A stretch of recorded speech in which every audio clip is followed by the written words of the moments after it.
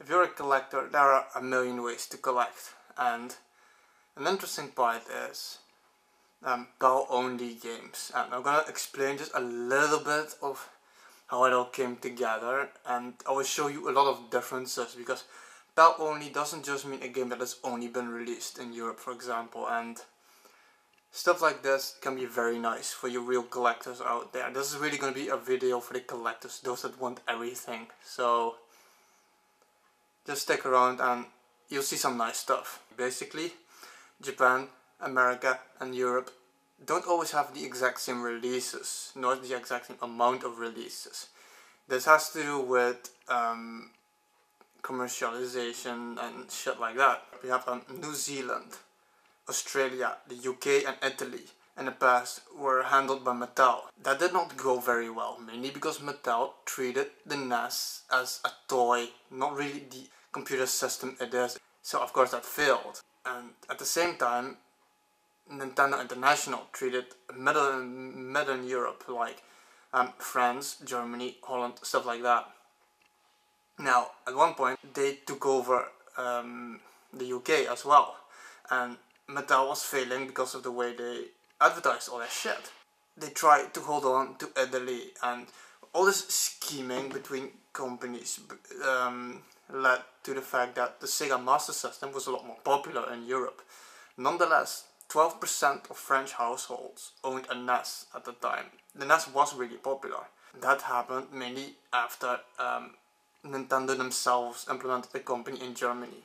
Now, that's enough history. Let's go look at some fun stuff. How does PAL-only work?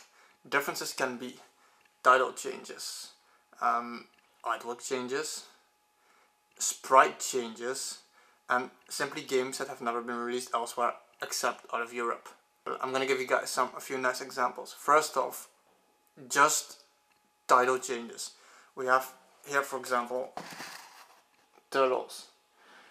In America, you notice a Teenage Mutant Ninja Turtles. But here in Europe, they didn't like the ninja in the title, so they called it Teenage Mutant Hero Turtles.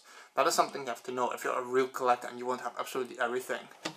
Now, something I really like and I'm fascinated by that, it's sprite changes. I have two examples for you of that. First, it had also a name change. It's Dragon Ball. Now, Dragon Ball in America is released as Dragon Power, and almost every reference to the real Dragon Ball has been removed from it. Goku, for example, they changed his sprite to make him look some kind of generic kung fu guy. They made the sprites white, and they changed the hair, and some of the main characters have been changed. Oolong is mostly referred to as a kid instead of a pig, and stuff like that. Another nice example, and I love this one is one of my favorite examples of it, is Probotector. In America, everybody knows this as Contra. In Germany, they complained that Contra was too violent because it was with real people. So they changed the sprites to make them look like robots. And you're just robots fighting aliens. And they changed the name from Contra to Probotector. So you can see the whole complete artwork is different. It's almost a completely different game. But all that changed is the artwork, the title, and the sprites. I love sprite changes. I know, it's so interesting somehow. I want to find me like an original Contra copy to have it next to that one. Other stuff you can have is European only releases. It's games that you can buy even in America, stuff like Kid Icarus.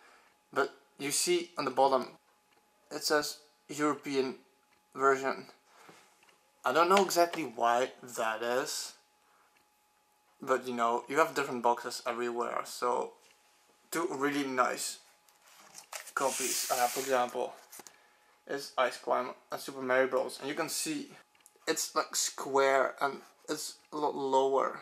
Like I said, as you can see in the bottom, it says European version.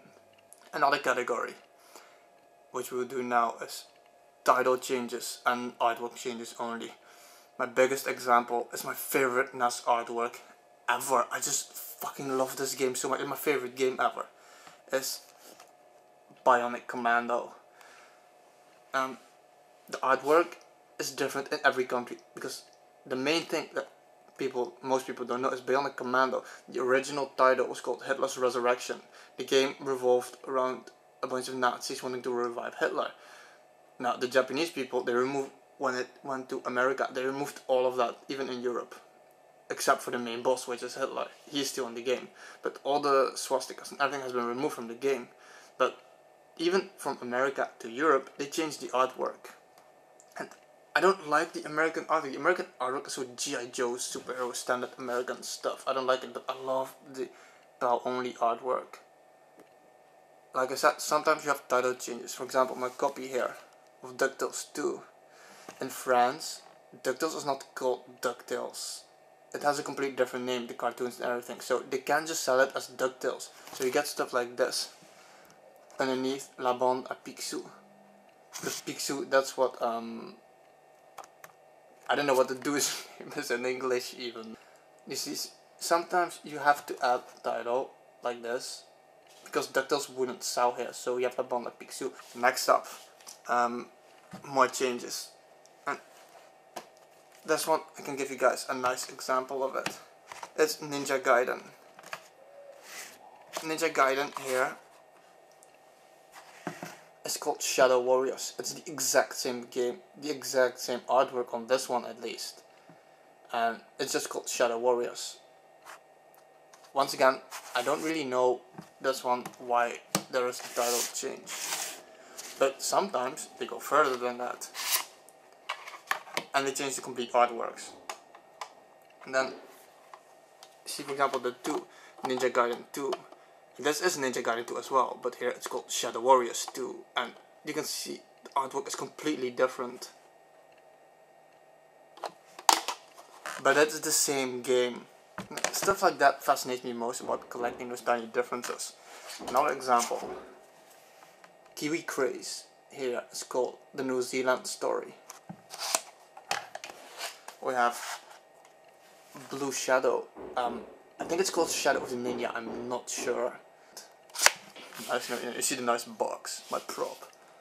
Okay, now to the final part of this is PAL only released games. And you can say that PAL only games can suck, but don't assume shit like that, because some PAL only releases are really good games and you should give them a try. There's a lot of Disney related stuff, mostly with, I don't know, it probably has something to do with the licensing, or I don't know, the Smurfs. It's a nice platformer and it looks very nice. The Legend of Prince Valiant, Asterix, Le Gaulois, it's a French, I think from a French comic, everybody knows Asterix, but for example in France you have an amusement park, Parc Asterix, and if you bought the game, I have the box for it as well. There's a coupon to go to the theme park, even though I think after like 25 years you really can't use that anymore. We have Corvette Zr1 challenge.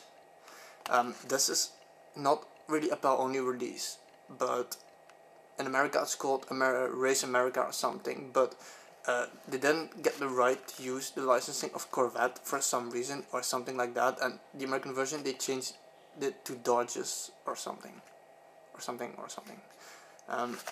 this kind of actually falls in the other category with Sprite and title changes. So back to the PAL only releases. Elite, which is like a 3-dimensional polygon space thing. I haven't gotten into it enough because it's very fucking difficult, but it's a really good game. Final 3. We're almost there. Beauty and the Beast. Like I said, one of the Disney licensings. It's a really good platformer, I like it. It has very good atmosphere, it has very nice music as well.